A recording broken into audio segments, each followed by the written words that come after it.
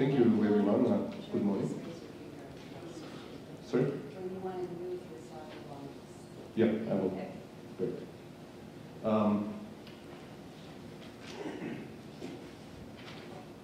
Okay, great. Well, as Leslie mentioned, I work for Rio Tinto. I'm in charge of the external affairs for Latin America.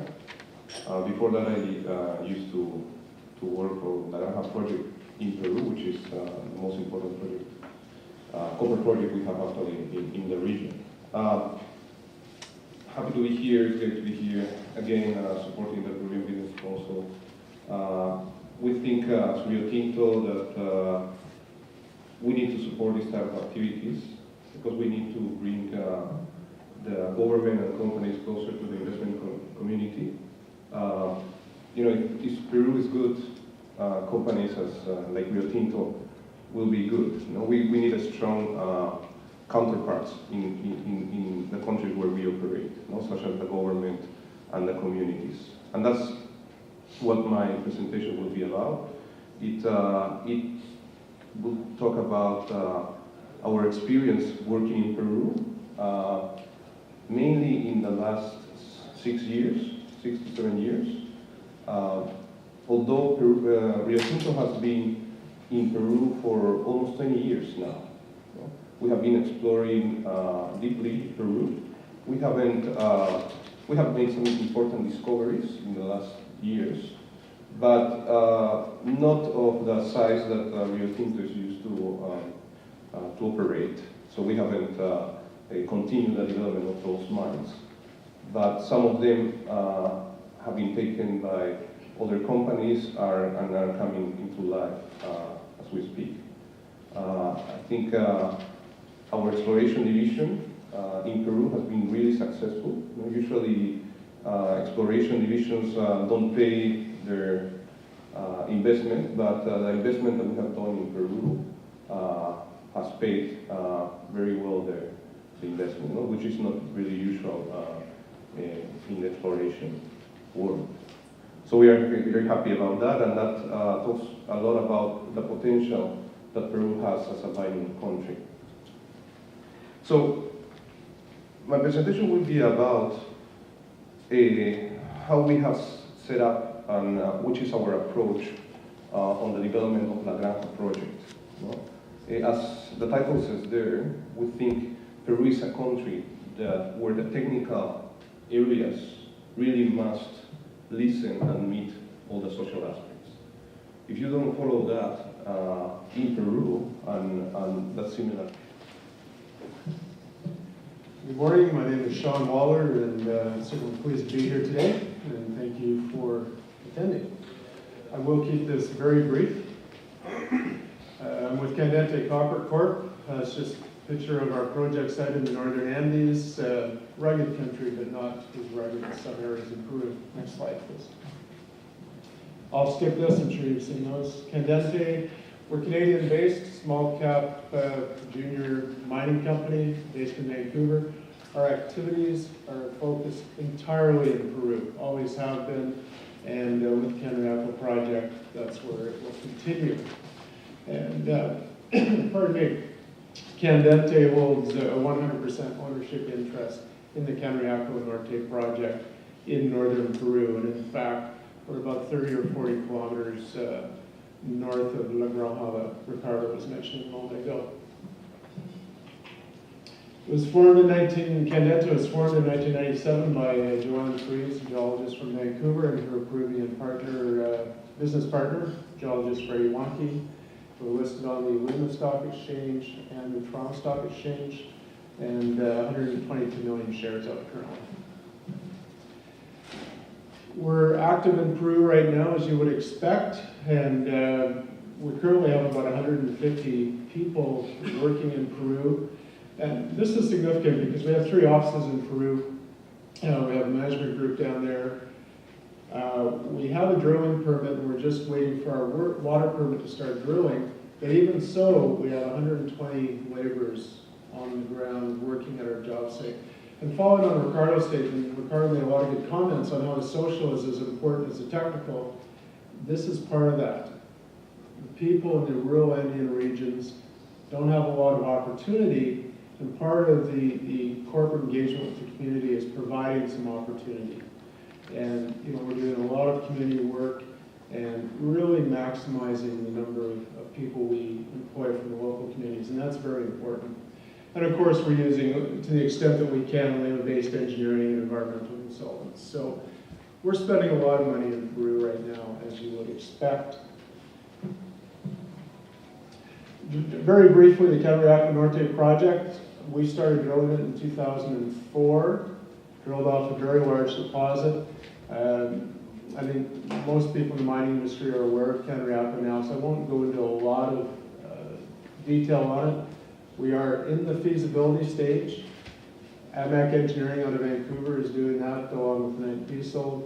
And AMAC out of Lima is doing our environmental work. International firm, but using their Lima-based people, which I think makes a lot of sense. This project, based on AMAC's pre-fees work in 2011, would be 1.6 billion US. We're seeing escalation in mining projects. We will experience that as well, but we don't have a new number yet.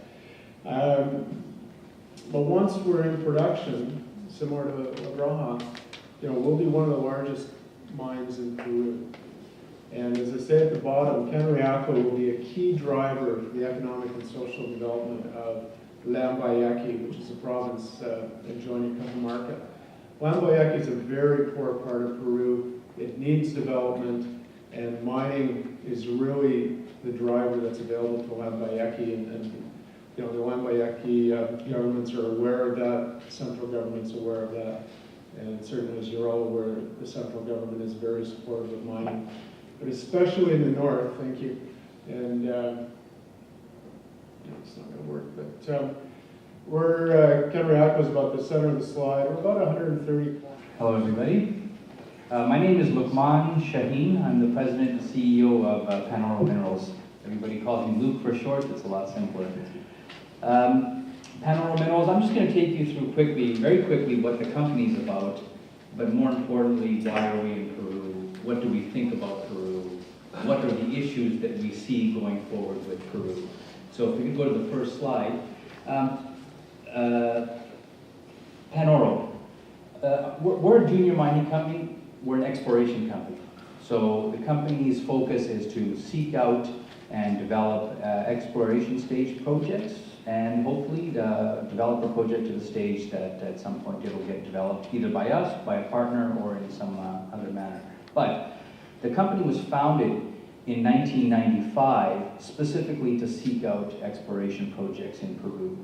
The company has been in Peru now for 17 years, and in 2007, the company acquired a number of assets in the southern part of Peru, and really that's when the company became what it is right now. I just want to emphasize that the company was founded in 95, but it wasn't until 2007 that we actually acquired the projects that now form the focus of the company.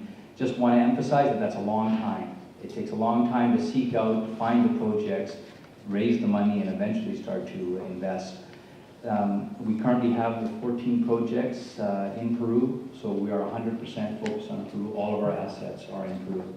Our flagship project, very briefly, is La Cotabamba's copper project. It's primarily a copper project, but with some significant gold and silver values. Just 2 weeks ago, we announced an update on the resource estimate. The project was a 90 million ton resource, which has grown to a 400 million ton resource. And that's the culmination of a $10 million investment over the last 2 years.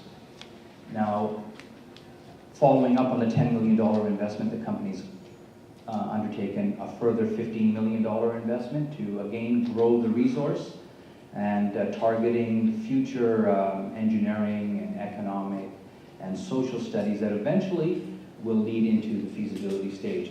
So from here, I just want to emphasize again that we started in 95. We acquired our key projects in 2007. We started investing at the Cotabambas project in 2010. It took us 3 years after we acquired the project to get the money, the permits, and the team in place in order to start developing in order to start drilling and exploring the first project. That's a long long period of time. And in 2 years' time, we've invested 10 million, and we have another 15 million planned for likely within the next year. So if we go to the next slide, as I mentioned, we're 100% focused on Peru. We have been right from the start. The company was founded with the objective of seeking exploration projects in Peru. All except for 3 of our employees are Peruvian. Myself, our CFO, and 1 assistant in Vancouver, we're the only non-Peruvians within the company, including, in our senior executives, our VP Exploration, our VP Operations, are Peruvian based in Lima. Our corporate head office is in Vancouver, Canada, but and there's 4 of us in Vancouver, our main operating office is in Lima. And we are also significantly, we trade on the junior board of the Lima Stock Exchange. So our main listing is on the Toronto Venture Exchange, but we have a secondary listing in Lima. And it's an important listing for us because roughly 25 to 30% of our stock is held in Peru. We typically trade 2 to 3 to 4 times the volume of stock on the Lima exchange than we do in the Toronto exchange. So